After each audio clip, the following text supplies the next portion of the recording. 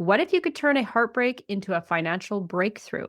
That's exactly what today's guest, Whitney Elkins-Hutten, did when she stumbled into real estate and walked away with a check for over 50K. And that's just the beginning. In this episode, we're diving into how you can build true wealth by using the power of investing. Whether you're curious about cash flow, real estate, or how to create money that works for you, this episode lights the way.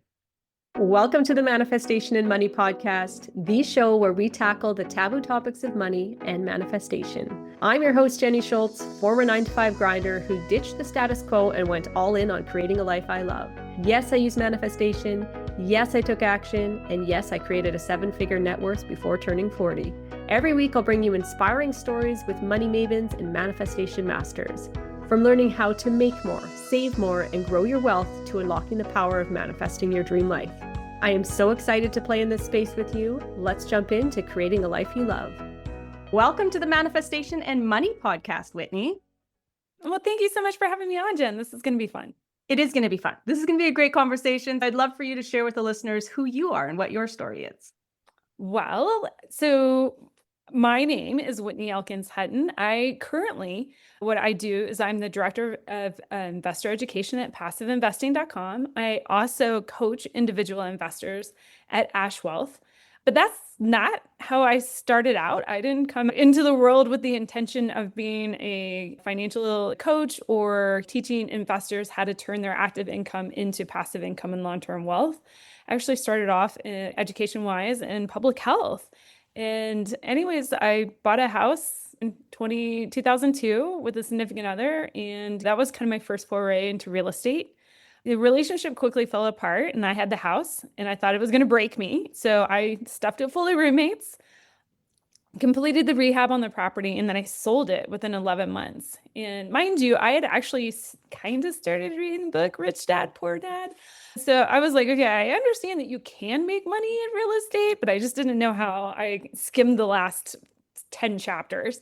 Sold that property, and then they handed over a check to me for $52,000. And when I was putting together my taxes, and that's US dollars. And when I was putting together my taxes, I realized I had actually not been paying for any of the expenses on the property. And matter of fact, I'd been making money. And the light bulb went off in my head. I'm like, hey, there might be something here, because here I was able to make almost as much money as I did at my day job that had me in public health, that had me working 60, 70, 80 hours a week sometimes and traveling a ton and not able to see my family, an alien father. And so that's really what jump-started me on this journey towards financial independence, financial freedom, but really to understand how money works and how you can build wealth and true passive income that helps pay the bills on a monthly basis alongside what you're doing for your day job. Yeah, and I like that, alongside, because so many people are like, the 9-to-5 grind, how can I get out of this? But if you like your job and you still want to build wealth, how does money work? Is that what you said? People learn how money works. So in a nutshell, how does money work? I think a lot of us, that go into a job, we go to school. And first of all, it's understanding the narrative and what the objective of money is, right? Money is it's a tool to help you get your 5 freedoms in life, like time freedom, choice freedom, location freedom, freedom to create an impact. But in order to get those other 4 freedoms, you kind of have to have some sort of financial freedom. And when we are working our day job, unless you're in a high-powered sales position, earning commissions, your income is probably attached to some sort of trade for time. And that's really when the light bulb went off for me. And when I did that house and I sold it, I'm like, holy smokes. Okay, I was able to work nights and weekends. I was able to pay my friends in beer, sushi, and pizza. And I made almost 6 figures between the equity that I got at the sale of the property, the cash flow that I was getting on a monthly basis because I was bringing in more money than I was paying out. And then I also got a tax break in the United States for primary residences. If you meet certain guidelines, you can actually get the first $500,000 as a married couple tax-free on a capital gain when you sell your primary residence. And I was like, I didn't have to go to school for that. I could do this on nights and weekends. And that's really where like the just light bulbs just started popping all over the place. I'm like, there is a path for me where I don't have to trade all my time, 40 hours a week in a cubicle or traveling in order to, and saving, scrimping and saving to fund a life later. I can actually figure out how to fund that life in the future, but also maybe do it now to where I can actually have more choice and time freedom. So I know that wasn't like a direct, like, hey, like this is how money works. Let's break out some graphs on the screen or anything like that. But it was really that pivotal point in understanding, wait, the narrative that I had been told and how I've been raised isn't actually true. There is a new paradigm here that I can step into. Yes, to not have to trade your time for dollars. Once people make that shift, first of all, that light bulb moment is just, the potential there, but then the power and the freedom, and for me, excitement in, okay, now let's explore what those options look like. Mhm. So for you, do you consider real estate passive investing? Ooh. Because I know there's a Yeah, it can be. So okay. it can definitely be passive investing. And like mind you, during this whole time, we took 24 years of my financial journey and smashed it down into a 2-minute soundbite, right? So there's a lot of other things that I've done here, like scaling a single family rental portfolio, doing general partnerships on larger multifamily buildings, private equity raising, right? That was the pivotal moment that got me going. Now, I actually was very active in my time involvement to get that house repositioned.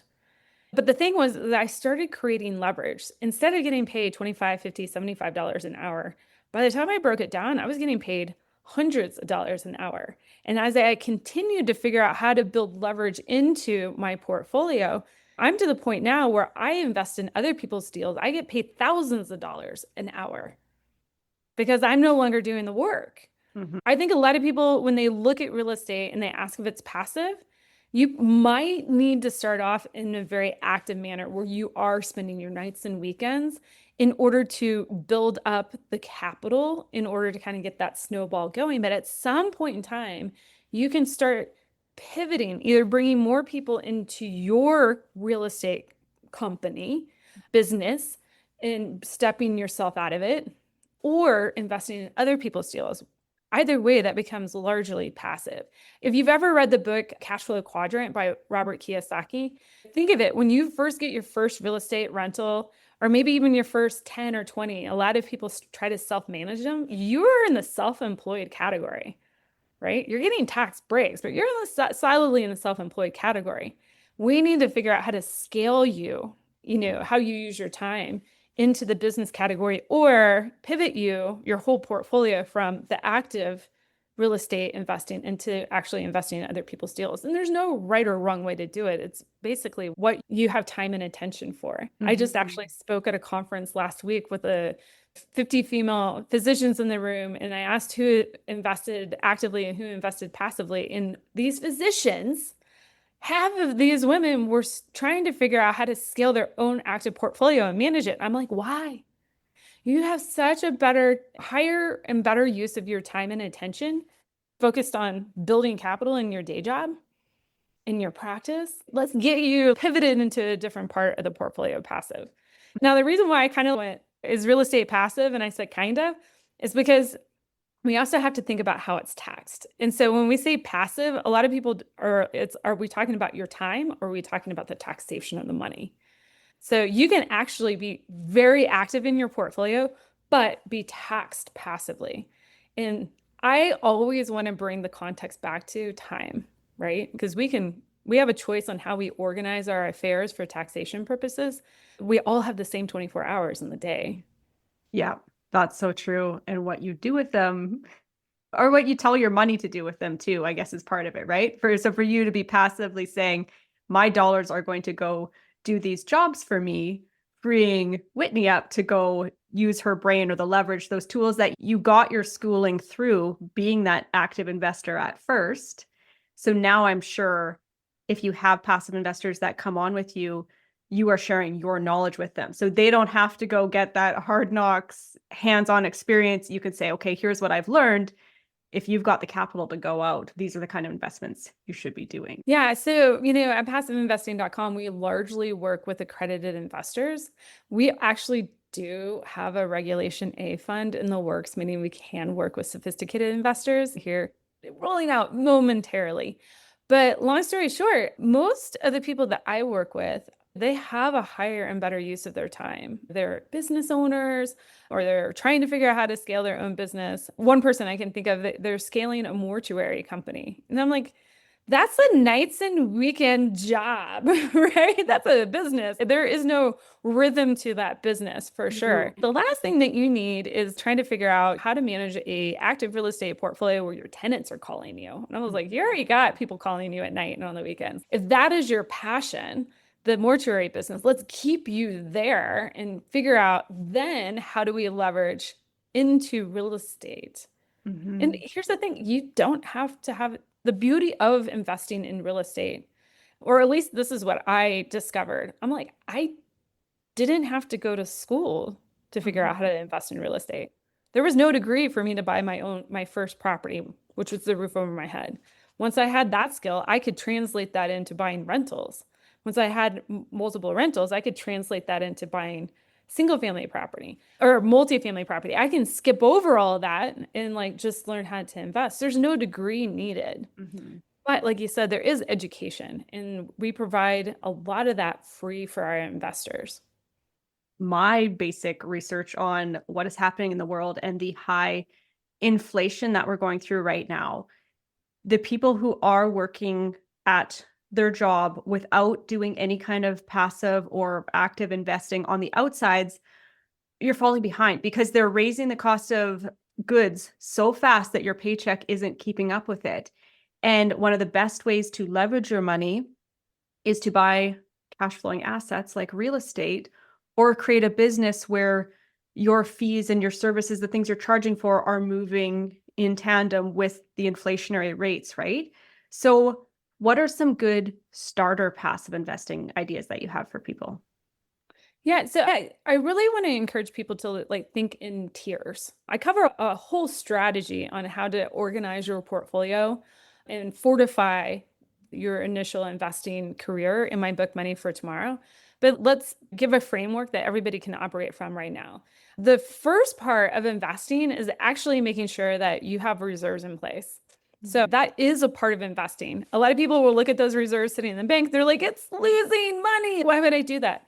And I'm like, when you invest into real estate, whether it's your own real estate that you control or a passive deal, there's usually an element of illiquidity to it. You can't get it back for a time period. So you need to have a pile of cash set aside. Maybe that's 3 months, 6 months, 9 months, 12 months of reserves, right? I always encourage people, think in terms of, if you lost your job, how long would it take for you to replace your income with another job? Okay, at least start there. And then think in terms of what would allow you to sleep well at night. Okay, so for me, I could probably find a job pretty readily with my skill set. But what allows me to sleep well at night is having 6 to 9 months of reserves in the bank. So that's where I land. Everybody is a little bit different. That allows us then, whatever capital we build past that, now we need to think in terms of two different things. Do we need equity growth or do we need cash flow? Now, most people starting off are going to tip towards the equity growth, but that's high risk, high reward. But everybody needs cash flow. And we shouldn't go into any one investment expecting it to provide equity and cash flow for us. Okay, that is what I got a lot of investors here in the United States in trouble between 2021 and 2023. They went into value add multifamily deals that in theory would cash flow and provide equity growth. Well, it just took a couple of taxes being raised, insurance going up, and then also interest rates going up. That was a perfect storm. The cash flow evaporated, and then sometimes the equity also got evaporated too in those deals. So this is where I encourage people, tier 1, reserves. Tier 2, think about going into cash flowing deals like debt deals, things that are safe, predictable. Maybe you earn an interest rate double of what inflation is. That's great.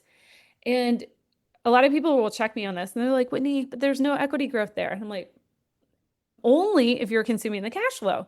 If we take in the cash flow and we continue to compound it in and allow time work for us, we are getting equity growth. And then once we have enough cash flow coming in to maybe replace some basic expenses, now we get permission to start going into larger equity deals.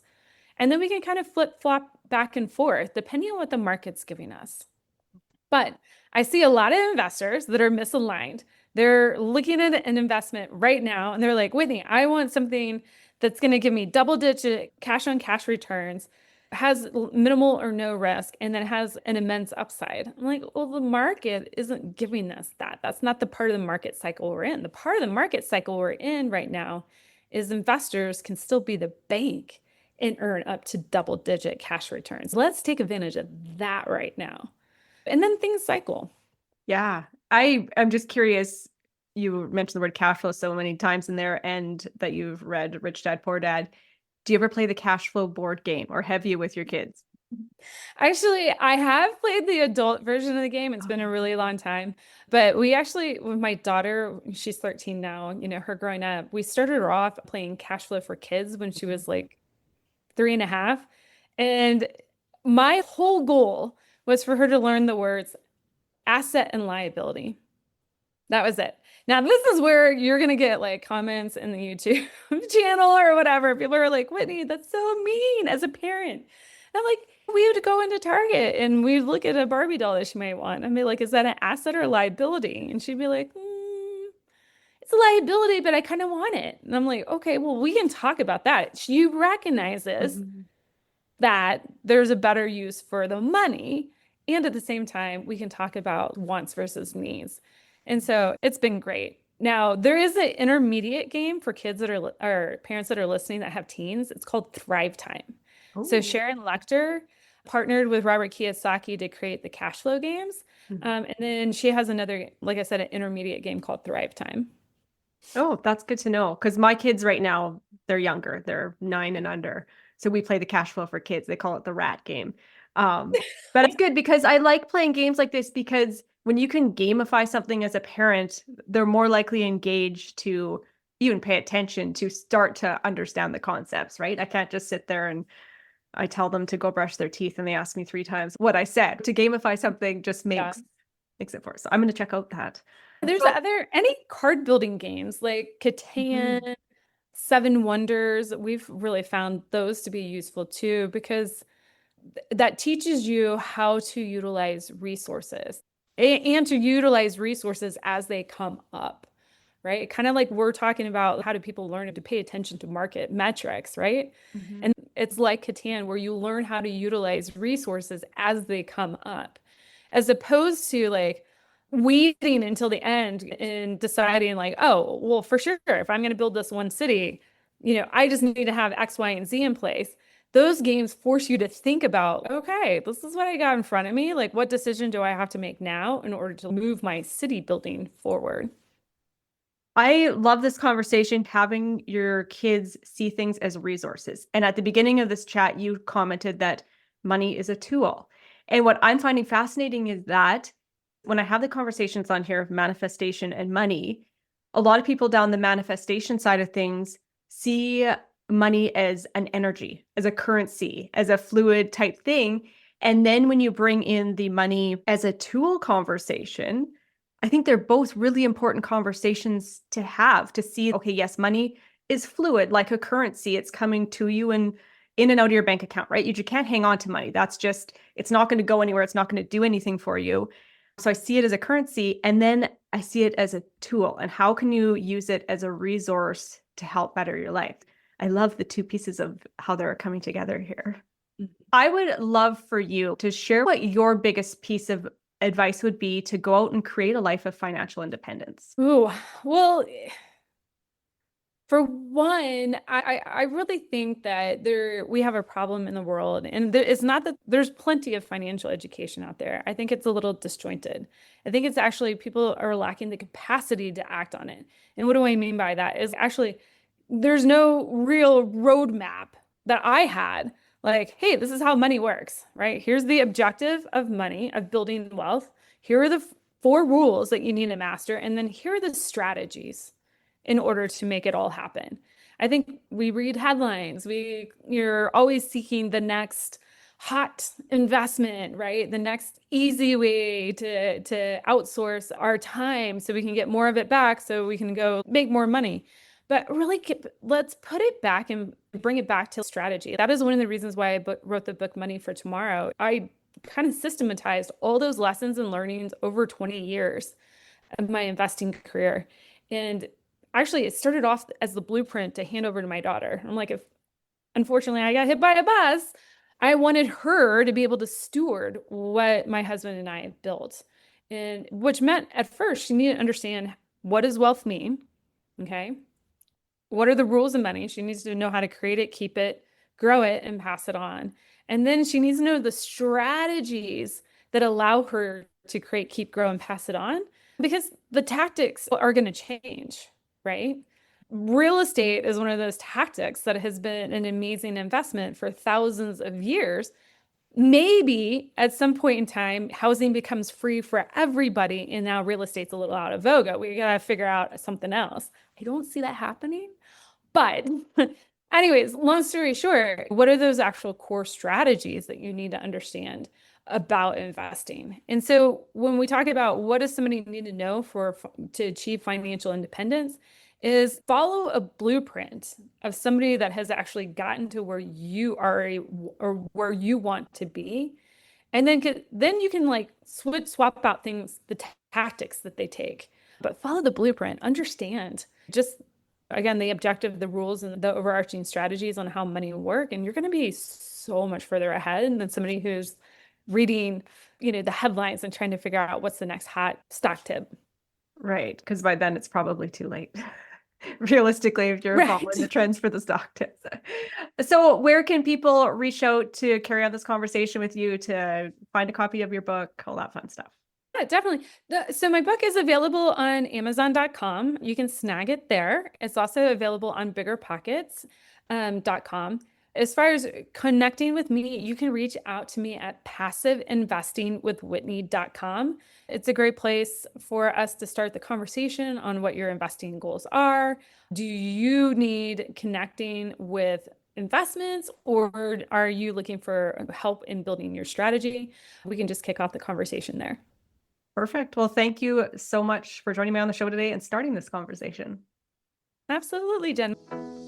Thank you for hanging out with me on the Manifestation and Money podcast. If you're ready to take your manifesting to the next level, come join me inside the Manifestation Playground. It's an intentional space I've created to explore, experiment, and expand your manifestation potential. It's where the magic happens. So head on over to www.manifestationplayground.ca to find out more. Until next time, keep dreaming, keep taking aligned action. Cheers to creating a life you love.